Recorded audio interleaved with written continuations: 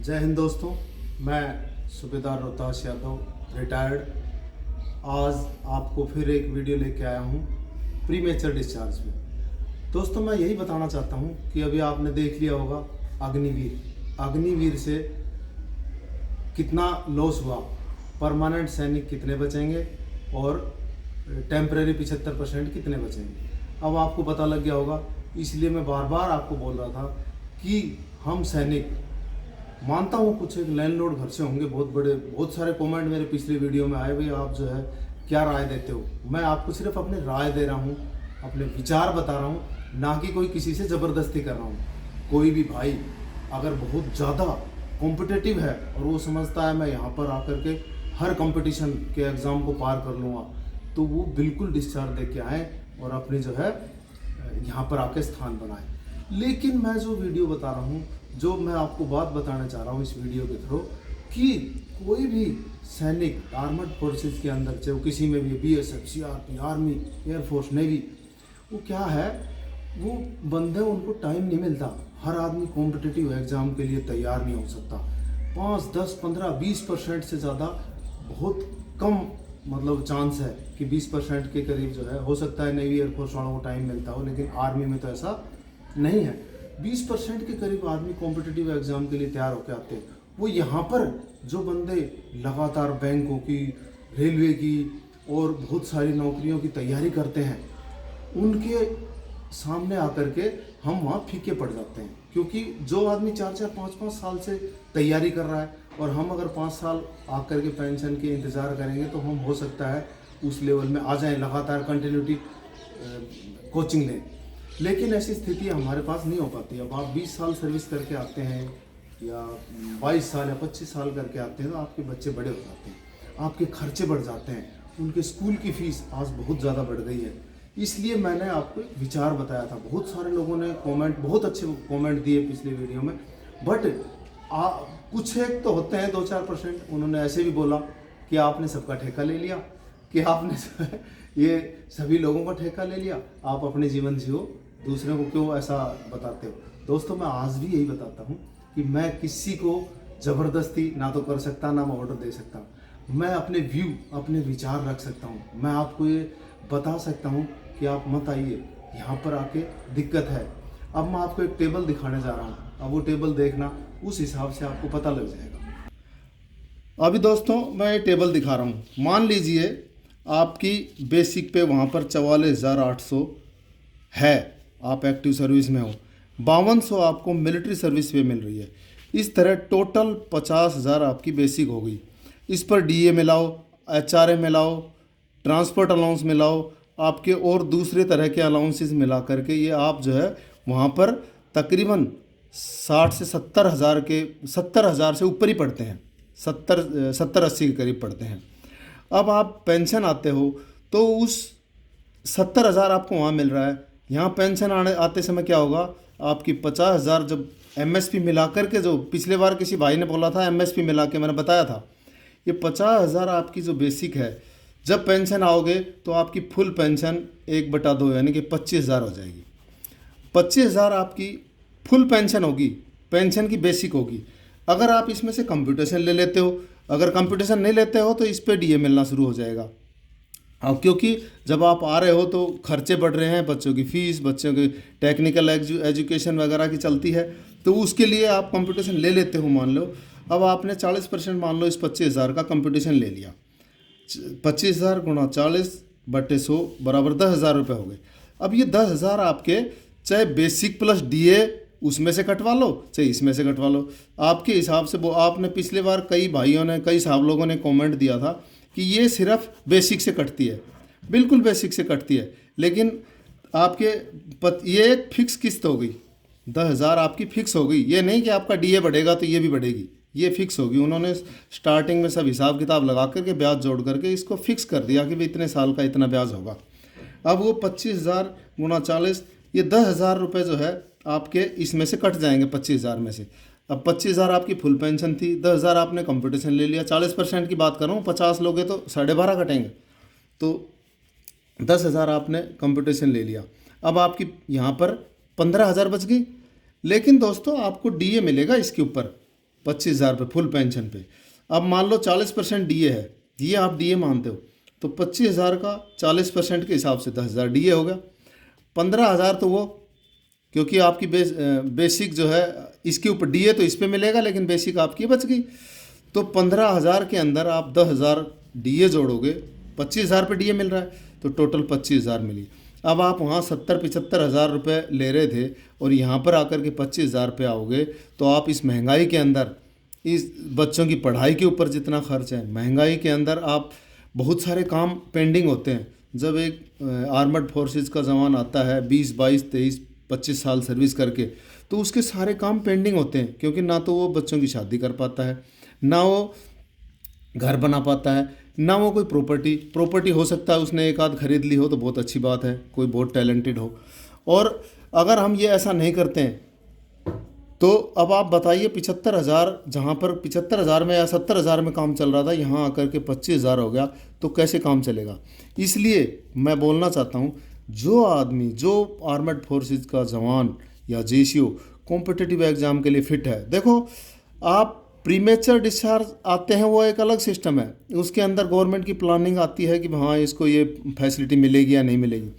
आप लेकिन आप अगर प्रॉपर सर्विस करके आते हैं तो उसके अंदर गवर्नमेंट का ऐसा कोई वो प्लान नहीं है कि जो आपको पेंशन में ना मिले। इसलिए प्रीमेचर डिस्चार्ज आए हो सकता है गवर्नमेंट की कोई नई प्लान आ जाए, यार ये अपने आप आया था, इसने पूरी सर्विस नहीं किया, इसलिए छोड़ो इसको, ये प्लान नहीं मिले। जैसे अभी कुछ बीच में चर्चा हुई थी कि भी OROP में जो है प्रीमेचर डिस्चार्ज वाले नहीं आएंगे, तो ऐसी कोई प्लान मान लो आ जाती तो उससे भी लॉस है। दूसरा, अगर आप पूरी सर्विस करके आते हो, चाहे आप 17 ही करके आए, आपका प्रमोशन नहीं हुआ, एक मजबूरी है, लेकिन अगर आपका प्रमोशन हो गया तो आपसे मैं अभी भी यही राय दूंगा, तो आप वहाँ सर्विस करो। अगर आप सिविल में कॉम्पिटिटिव एग्ज़ाम में फाइट करने के लिए तैयार नहीं है, क्योंकि सर्विस अब बची नहीं है। सर्विस आप यहाँ पर आएंगे, सिक्योरिटी गार्ड के अंदर आर्मड फोर्सेस के आदमी को 25-30 हज़ार अगर कोई दे दे तो नहीं। गार्डों को मैं देख रहा हूँ यहाँ पर, मैंने ये सब चेक किया है, मैंने सिक्योरिटी ऑफिसर रहा, मुझे खुद 25,000 रुपये मिलते थे। 25,000 रुपये आप, क्योंकि आप सिक्योरिटी ऑफिसर जाएंगे तो यहाँ सिक्योरिटी एजेंसियाँ बहुत बैठी हैं, उन्होंने अपने ऑफिस खोले हुए हैं, वो अपने ऑफिस के हिसाब से बहुत, जब उनके अंदर ऑफिस का स्टाफ है उनकी भी तनख्वाह निकालना है, आपको भी लेना है। क्लाइंट बन के उन्होंने दूसरी कंपनियों के अंदर गार्ड दे रहे हैं, और क्लाइंट है, वो क्लाइंट से पैसा तो खूब लेते हैं। अब एक सिक्योरिटी ऑफिसर का, मैं भी ग्रुप 4 की तरफ से था, जिसके अंदर 45,000 वो क्लेम करते थे और हमें देते थे 25,000। वो 20,000 रुपये एक सिक्योरिटी ऑफिसर की तरफ से खाते थे। गार्डों को थोड़े ज़्यादा है, क्योंकि उनके 17-18 हज़ार तो उनकी नफरी ज़्यादा है, तो उनके पास कलेक्शन ज़्यादा हो जाता है। इसलिए मैं अभी भी आप लोगों को यही राय दूंगा कि दोस्तों, अगर आप फिट हैं, दोस्तों अभी भी मैं यही राय दूंगा, अगर आप कॉम्पिटिटिव एग्ज़ाम के लिए बहुत तैयारी करके बैठे हुए हैं वहाँ, तब तो आप आइए। और अगर कॉम्पिटिटिव एग्ज़ाम की तैयारी नहीं है, आपने एजुकेशन पूरी नहीं की है, तो मैं आपसे अनुरोध करता हूँ, क्योंकि अभी आगे आगे बंदे बहुत हैं, कंपटीशन बहुत ज़्यादा हो रहा है, जनसंख्या के आधार पे बहुत ज़्यादा कंपटीशन हो रहा है।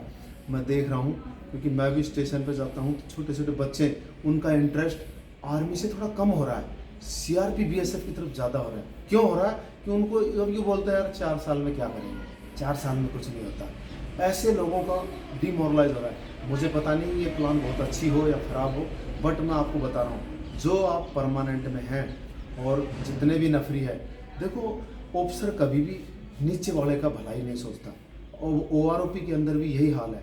कोई ये सोचे कि सरकार ऑफिसर के गाइडलाइन पे चलती है, सरकार के अंदर मंत्री कोई प्लानिंग नहीं बनाते, वो नीचे IAS ऑफिसर हैं, वो अपनी प्लानिंग बनाते हैं, वही जो है सब चीज़ बताते हैं। और जो जिस डिपार्टमेंट के सीनियर हैं, क्योंकि वो डिपार्टमेंटल सीनियर है, उनकी राय ली जाएगी।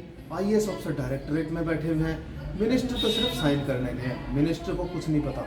मिनिस्टर का तो हम नाम लेते हैं कि हाँ यार मंत्रियों ने ये कर दिया, सरकार ने ये कर दिया, उनकी प्लानिंग नीचे से लगाते हैं। अभी जैसे नीति आयोग या किसी से सरकार चर्चा करती है तो बोला नहीं नहीं जी, हमारा जो है खजाना खाली हो जाएगा, ऐसा करेंगे तो ऐसा, क्योंकि सलाह देने वाले IAS हैं, वही चला रहे हैं। मंत्री, अगर वही IAS को मंत्री बना दिया जाए तो हो सकता है वो कुछ सोचे, लेकिन वोट का चक्कर नहीं है, वो ये सोचते हैं कि हाँ भाई उनका भला हो जाए। IAS बड़े बड़े अफसर कभी क्यों नहीं बोलते कि हमारी पेंशन बंद कर दो या हमें 4 साल के लिए रखो या ऐसे। तो मैं आपको बार बार अपनी राय देता हूँ, अपने विचार देता हूँ, ना कि किसी भाई के ऊपर कोई दबाव देता हूँ। इसलिए खाका आपको समझाया, हम यहाँ आते हैं तो हमारी इनकम कितनी डाउन हो जाती है। दोस्तों आखिर में फिर मैं यही बोलता हूँ, बहुत सारे भाइयों ने बहुत अच्छे कमेंट दिए, 98% ने उस वीडियो को बहुत अच्छा सराहा। लेकिन मैं अभी भी बोलता हूँ 1-2% होते हैं नेगेटिव सोचने वाले, हो सकता है वो ज़्यादा कॉम्पिटिटिव हो और वो जो है आकर के अच्छे सेट होंगे। मैं ये नहीं बोलता कोई सेट नहीं होता, बहुत अच्छे सेट हो जाते हैं लोग आकर के, बैंकों के अंदर मैनेजर से भी ज़्यादा तनख्वाह ले रहे हैं। लेकिन आप सोचो कितने हर साल कितने आदमी आते हैं और कितने लगते हैं। इसलिए मैं बोलता हूँ बहुत ही ज़्यादा तैयारी के साथ अगर आप वहाँ बैठे हो और आपकी सर्विस नहीं बढ़ रही है किसी कारण से, या आप ज़्यादा महसूस कर रहे हो कि यार बहुत दबाव है, दबाव तो है। नौकरी सरकारी के अंदर कोई ये सोचे कि बहुत आराम से नौकरी हो रही है, बहुत दबाव में नौकरी, ऊपर से प्रेशर बहुत है हर सर्विस के अंदर है, चाहे किसी भी डिपार्टमेंट में हो। तो सिर्फ ऑफिस को छोड़कर ऑफिस के अंदर हो सकता है कुछ रिलैक्स हो, क्योंकि ग्राउंड वर्क के अंदर हर जगह दबाव है, पावर कम, मैन पावर कम और वर्क ज़्यादा है। इसलिए मैं दोबारा आपको यही सलाह दूंगा कि दोस्तों अगर आप प्रिपेयर नहीं है और आपको वहाँ प्रमोशन मिल रहा है तो लीजिए और वहाँ जितना हो सके ज़्यादा से ज़्यादा सर्विस कीजिए, ताकि यहाँ आकर के आप अपने बच्चों को सही से गाइड कर सकें। क्योंकि प्राइवेट सेक्टर के अंदर आने के बाद एक आर्मड फोर्सेस के आदमी को सिक्योरिटी के अलावा कोई जगह नहीं मिलती है। जो कॉम्पिटिटिव हो तो निकल जाते हैं, जो बेचारा नॉर्मल है वो नहीं कर पाता। और सिक्योरिटी एजेंसियां कितनी कराएगी जब तक हमारा हाथ पैर ठीक चल रहा है। हम आकर के फिजिकल तो उतना कर नहीं पाते जो हम आर्मड फोर्सेस में कर लेते हैं। यहाँ आकर के हम थोड़े से लूज भी हो जाते हैं और काम नहीं मिलता है तो क्या करते हैं, हम थोड़ा ढीलेपन में आ जाते हैं। ढीलेपन में आते ही एक आदमी बहुत एक्सरसाइज करता था, यहाँ आकर के लूज पड़ गया तो शरीर सेहत भी डाउन हो जाएगी। और अगर आपने 2-4 साल कर ले किसी सिक्योरिटी एजेंसी में तो हो सकता है लंबा खींच जाए। लेकिन सिक्योरिटी एजेंसियां में जब तक आप काम करते हो या कोई भी प्राइवेट सेक्टर के अंदर, क्योंकि हमारी योग्यता के हिसाब से मिलेगी, हमारी योग्यता के हिसाब से तो सर्विस मिलेगी। हम क्वालिफाइड नहीं हैं तो हमें आगे अच्छी सर्विस मिलेगी नहीं, अच्छी सर्विस नहीं मिलेगी तो फिर हम यहाँ पर डाउन हो जाएगी। तो हमारा वो स्टैंडर्ड जो मेंटेन करते थे हम लाइफ के अंदर बच्चों की पढ़ाई का, बहुत डाउन आ जाएगा। इसलिए मैं बार बार राय यही दूंगा कि जिस भाई का प्रमोशन हो रहा है वो लीजिए, और जिस भाई का प्रमोशन नहीं हो रहा तो मजबूरी होगी। और जो वॉलंटियर जैसे लिख के आ जाते हैं, प्रमोशन मिलने के चांस तो होते हैं लेकिन वॉलंटियर आ जाते हैं, तो ऐसे भाइयों को मैं रिक्वेस्ट ही करूँगा कि हो सकता है कि आप वहाँ पूरी सर्विस करें। आप कॉम्पिटिटिव के लिए तैयार है, आइए, हम कोई आपको रोकने वाला नहीं, मेरी एक सलाह है। इसलिए मैं सभी भाइयों को यही सलाह देना चाहता हूँ। धन्यवाद। जय हिंद, जय भारत।